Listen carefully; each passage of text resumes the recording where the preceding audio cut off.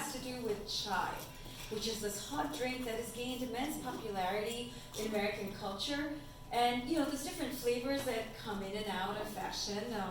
Like the new one I hear is turmeric chai, which is this holistic cure for everything from acne to heartbreak, if you would believe all the advertising.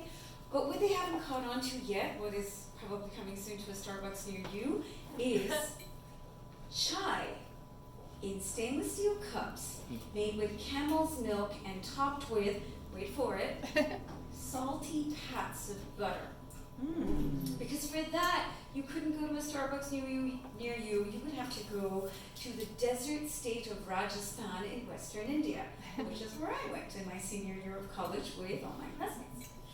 So we went there basically to do field work for our senior thesis in geography, and we were doing this geographical survey, because we were geography majors, of this beautiful historic city called Jaisalmer, which was a walled city on top of this hill and crowned by this incredible fort made of yellow sandstone that glinted like gold in the desert sun. And we spent a week, a bunch of 19-year-olds and chaperone professors, we spent a week doing measurements, drawing maps, taking geological surveys, and all that good stuff.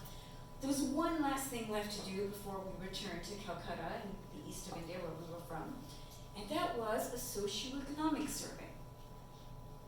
The socioeconomic survey was in a rural village in the middle of pretty much nowhere. We went on a bus ride that took 2 hours to get out there, and we had the specially formulated questionnaire, and we were all ready to do it. Now, we'd done our research on the local culture, because in India, culture changes state to state, so we knew what to do. The first thing we did when we got there is we visited the home of the equivalent of a village chief. It's called a sarpanch in India. He's the head of the village, because we knew we had to get permission for him to visit all of the 20 little homes that made up the village. So we went to his house and we asked for permission, which he very graciously gave to us, along with a tall stainless steel glass of steaming hot, sugary, strong milk that was mostly camel milk with a very strong smell, and pats of butter melting into a greasy puddle. And even at 19, we knew enough to know that you better chug that thing and make appreciative noises.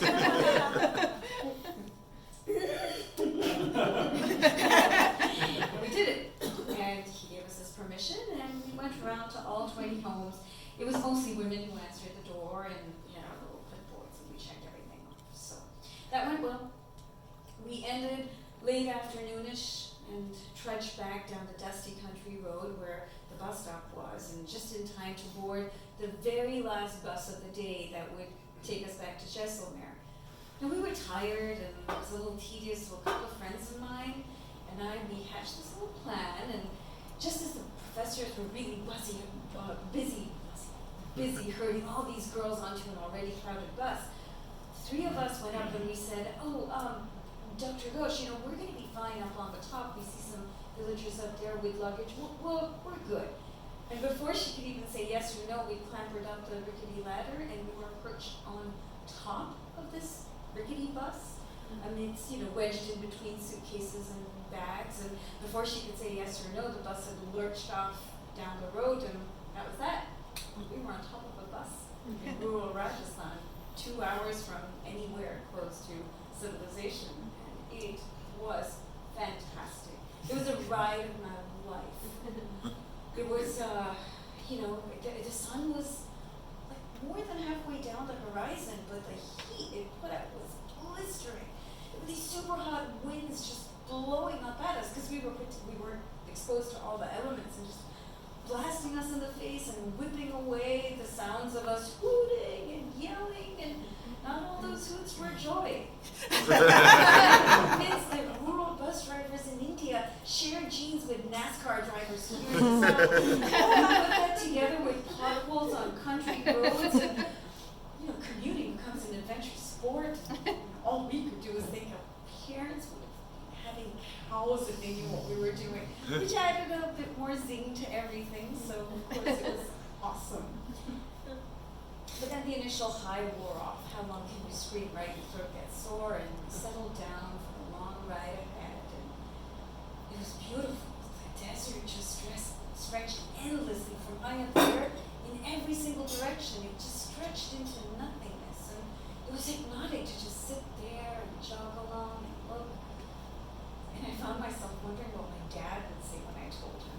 And I knew he'd be anxious, but I knew he'd be a little bit proud because I'm nervous, Nellie. I still am, but man, I did that. And then I held on to the really thin little tin railings around the edge of the bus as it lurched around corners and bumped in and out of potholes. And I found myself replaying this other conversation that I knew I would have with my dad after he'd bring me out for actually doing that dumbass thing that I actually thought was smart at that time. And that conversation would have to do with that social survey that just went down in that village. See, this is a long time ago. India was different back then, but in the early 1990s, one of the many pressing social issues in India was dowry deaths and female infanticide, both to do with the role of a woman in Indian society the way it was back then. And unfortunately, the state of Rajasthan that I was in had been trending in the news for some very tragic, high-profile cases of both these atrocities. And it had been in the news, and it actually triggered a lot of really great change. There was sweeping legislation, public policy changes, public awareness campaigns, girls are a treasure, all that stuff. But, oh my goodness, my dad and I had already had some debates on this, and what I needed to tell him was I just had a reality check. Because remember how I told you that the chief of the Sept should actually, I don't know if I told you, but he gave us permission as well as that delicious tea, but he actually then accompanied us to every one of the 20 houses. And don't you know that every time we asked our carefully curated questions, we got some variation of the same reply from them. Oh, no, there are no dairy deaths here. Female infanticide, no, we love our baby girls. Everyone had answered the same way, but as soon as the village chief walked away and we started wandering back to the bus, one after the other of the women had actually gestured us over to the back doors of their homes, and in hushed voices and in rather cut mouths that actually told us the truth. Now, I needed to have this conversation with my dad because we had debated both sides of this issue, but it had just landed on me like a ton of bricks that these public awareness campaigns had not really taught people to upgrade their regressive values, that had taught them to pretend and be politically correct. The change was coming. I didn't know that then. I know it now. It's a whole different country, and the change came. But at that moment, on top of that bus, playing with my life and hanging on for dear God, and trying not to upchuck all the wonderful tea I'd had, I just couldn't help but think, oh man, I need to tell him this, because I knew I would win this one. Because what I need to tell you is my dad excelled in goading me. That man lived to see me lose my temper.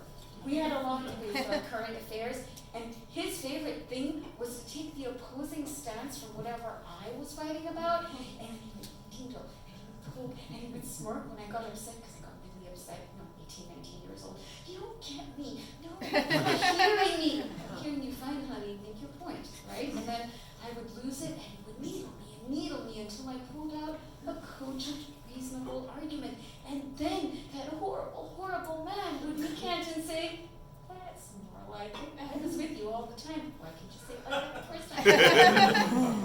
I apologize if I did this to my son now. I bet I do. I kind of loved it. But this is why, dancing on top of the bus, I had that man exactly where I wanted him. I had all the arguments. I was going to slam dunk this one. So we swerved around those roads, and as we headed closer towards Jaisalmer, I marshaled all my arguments. He was not winning this round. Anyway, so it was late evening when the bus pulled in, and the sky with this ridiculous orange, purple, pink that you only see in the desert lands. My friends and I clambered down really quickly from the roof because it was only half an hour left to sunset, and we heard it was a sight to behold. We ran into the walled city and clattered up the cobblestone streets that wound all the way up.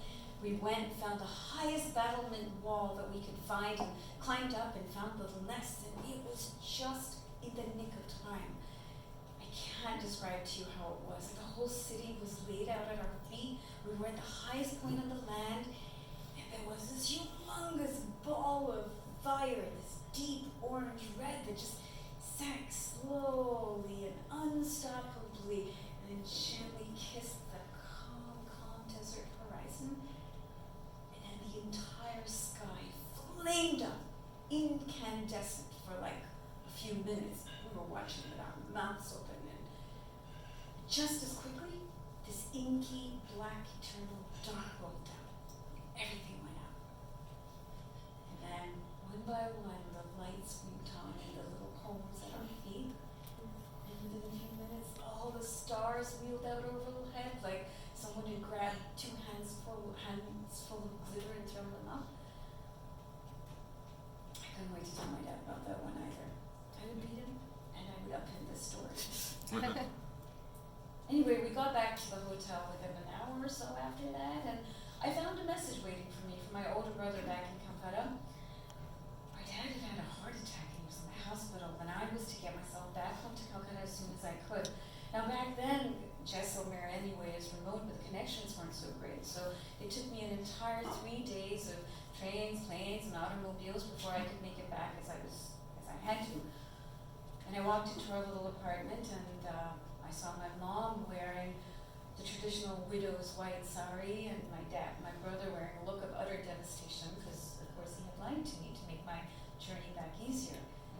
And of course I realized that all the time that I was forming my devious little arguments to win the fight with my dad on top of the bus, and while I was watching that orange ball light the desert sky on fire, my dad had quietly slipped away from us.